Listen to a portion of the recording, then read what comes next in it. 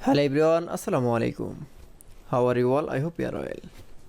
Welcome back to my channel in this new video.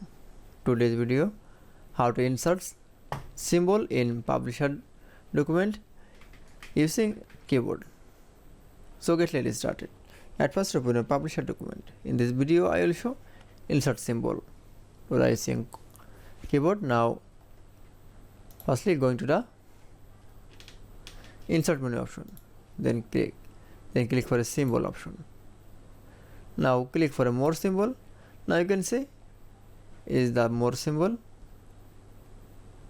Now keyboard press from up down and left right button.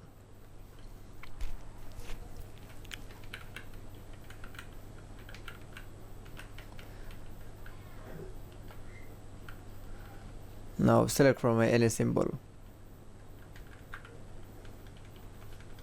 Now I choose from $7. Now click for insert option. Now for click insert. Now color. Now you can see insert from symbol in publisher document using keyboard is very easily. I hope to enjoy the video. Please like, comment, share and subscribe my channel. Thanks for watching.